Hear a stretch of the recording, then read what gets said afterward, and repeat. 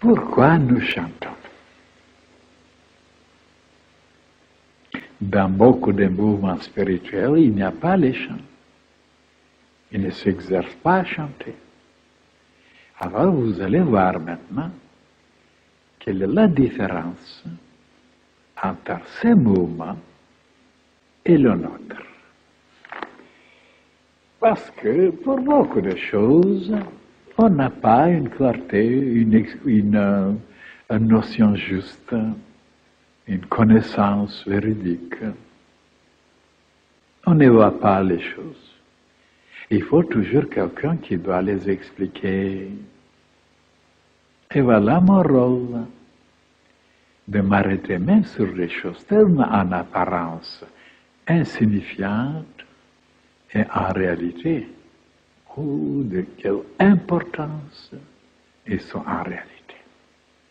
Prenons maintenant nos chants. Pourquoi nous chantons?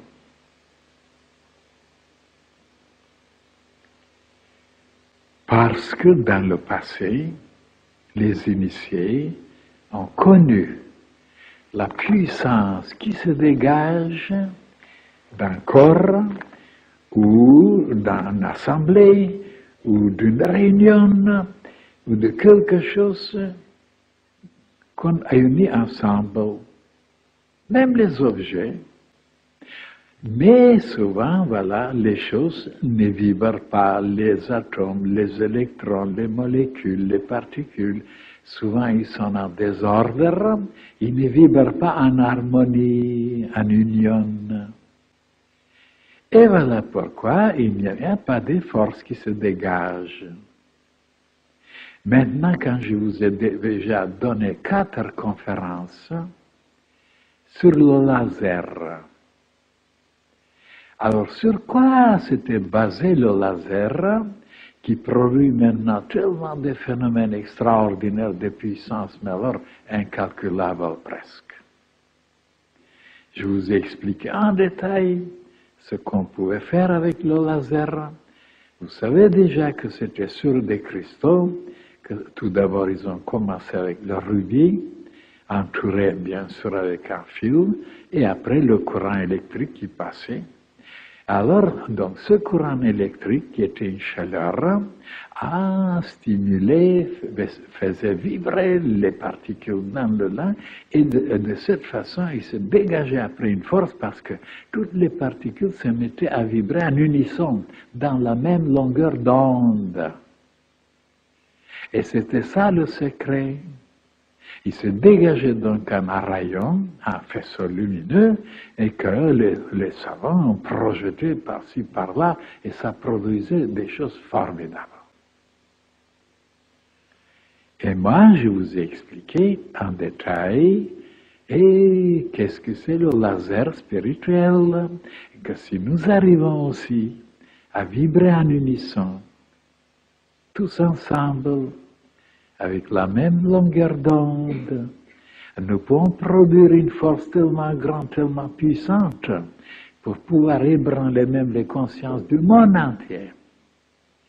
Et je vous ai donné une image, étant donné que tous les frères et les sœurs qui sont là et qui sont désunis, chacun a ses problèmes à résoudre, ses soucis, ses chagrins, ses souvenirs, voilà, ses tourments, ses malheurs.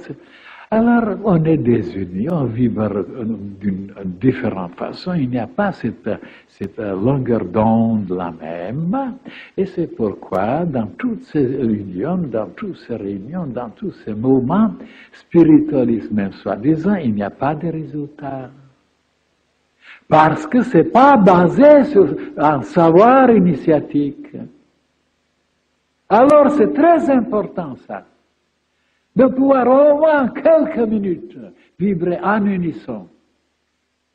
C'est pas tellement difficile, seulement on est ignorant.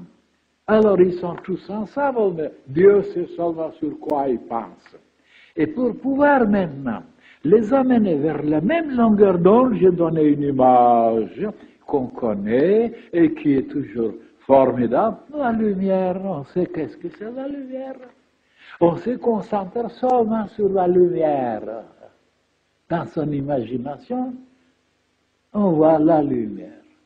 Et comme tout le monde pense à la lumière, voilà la longueur d'onde qui est la même. Et à ce moment-là, il se dégage des puissances de chacun de dedans, inconnues, alors on peut formidablement secouer le monde entier et propager et réaliser l'âge d'or et le royaume de Dieu et sa justice. Pourquoi jusqu'à présent on n'a pas réussi? Parce qu'on était ignorant, on était disloqué, on était toujours dans les dissonances et on a donné le droit à tout le monde d'être comme ça. Chacun d'après le goût et d'après les couleurs, ils ont inventé ça.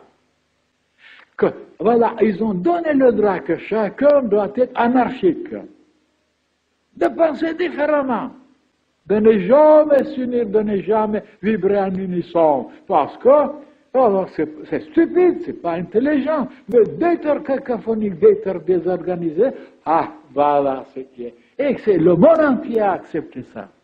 Voilà pourquoi il y a partout le désordre, le vacarme, les malheurs, les maladies. Parce qu'on est en dissonance. Est-ce que vous comprenez ou non? Le laser est basé sur ça.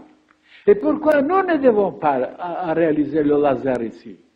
Quand les initiés le connaissaient déjà depuis longtemps, ils travaillaient avec le laser. Alors, eh bien, les chants, c'est un moyen pour arriver à la même chose.